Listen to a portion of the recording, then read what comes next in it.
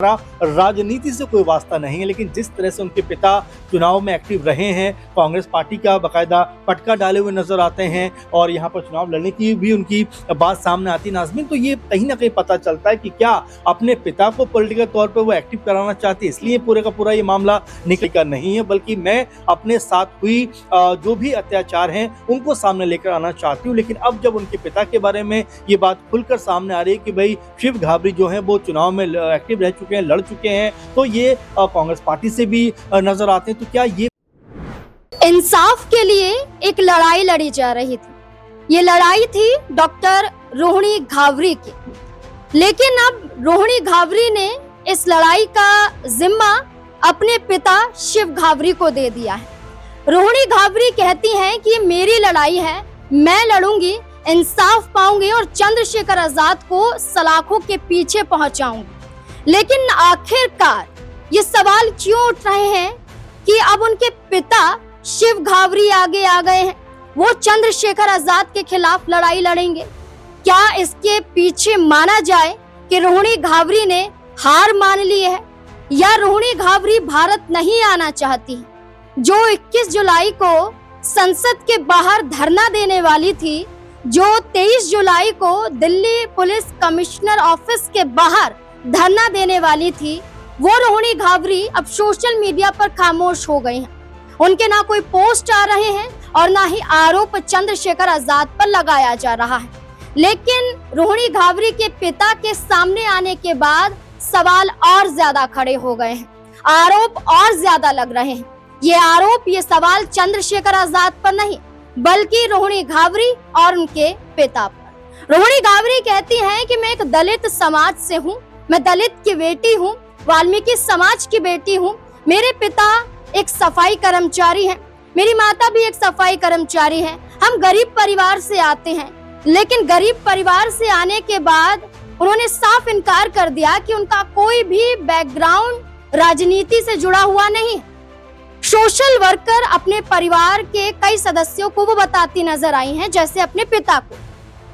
क्या सिर्फ एक समाज सेवक के रूप में वो सीमित हैं या वो राजनीति करते हुए नजर आ रहे हैं? स्क्रीन पर देखिए, ये शिव घावरी हैं जिनका ये फेसबुक अकाउंट है।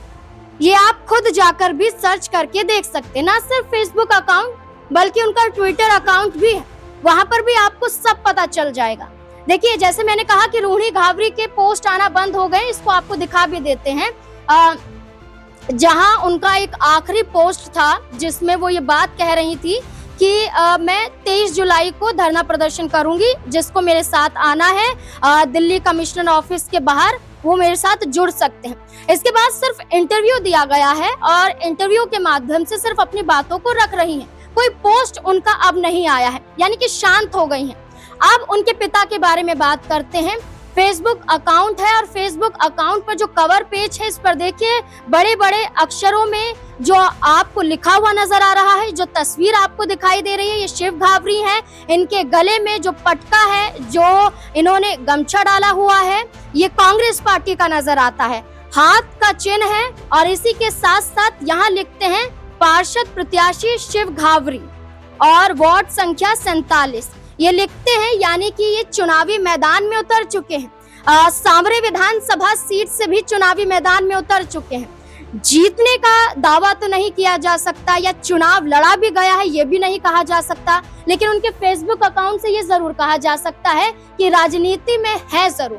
तो क्या चंद्रशेखर आजाद को फंसाने के लिए साजिश रची जा रही है? क्या कोई रणनीति है रोहिणी घावरी की, जो 2021 में तो नहीं आई, 2022 में नहीं आई, 2023 में नहीं आई, ना 24 में आई, सीधा 25 में आई है। 2021 में भी आई थी, लेकिन इतनी मुखरता के साथ उन्होंने अपनी बातों को नहीं उठाया था और 2020 में शादी चंद्रशेखर आजाद की हुई थी। 2025 में वो आरोप लगा रही हैं कि चंद्रशेखर आजाद ने अपनी शादी छुपाई थी, अपने बच्चों की जानकारी छुपाई थी और उनसे दूसरी शादी करना चाहते थे। जैसे पता चला तो उन्होंने चंद्रशेखर आजाद का साथ छोड़ दिया। साथ छोड़ा गया है या राजनीति में आने का कोई मकसद है? तो ऐसे में तमाम सवाल यहाँ पर खड़े होते हैं। अमन सर से जानने की कोशिश करेंगे। अमन सर, अब तो इस बात के कई सबूत मिल रहे हैं कि उनका परिवार राजनीति से निकल कर आगे आया है। उनका परिवार राजनीति में है और वो कहती हैं कि राजनीति से हमारा कोई लेना देना नहीं है, मैं किसी दल का सहारा नहीं लेना चाहूंगी, मैं अकेले लड़ूंगी। लेकिन वो अपने पिता का सहारा ले रही हैं जो कांग्रेस पार्टी के माने जाते हैं। देखिए, जाहिर बात है क्योंकि यहाँ पर रोहिणी घावरी अब तक जिस तरह की बातों को कहती रही, ऐसा लगा कि वो अब पॉलिटिकल तौर पर नहीं बल्कि इमोशनल तौर पर कहीं ना कहीं अपनी जो आवाज़ है, अपनी जो बात है वो रखना चाहती हैं। लेकिन अब इस पूरे मामले के अंदर कई ऐसी परतें हैं जो खुलकर सामने आती हुई दिखाई पड़ रही हैं, क्योंकि रोहिणी घावरी कभी कहती हैं कि भाई 21 जुलाई को मैं भारत पहुंच रही हूँ, संसद का सत्र शुरू होगा और मैं बाहर बैठकर धरना दूंगी। फिर कहते हैं 23 तारीख को मैं आ रही हूँ। अब पता चलता है उनके पिता उनका पक्ष रखने के लिए दिल्ली आते हैं और यहाँ पर जो एक तरीके से जो कमिश्नर है, दिल्ली कमिश्नर, उनसे मुलाकात करते हैं और ये कहते हुए नजर आते हैं कि भाई जो भी मेरी बेटी के साथ में चीज़ें हुई हैं उनको मैंने अब तफसील से बताया है जो कमिश्नर संजय अरोड़ा हैं उनको, और काफ़ी लंबी बातचीत हुई है और ये भी कहा जा रहा है कि उन्होंने आश्वासन दिया है और उसके बाद हो सकता है कि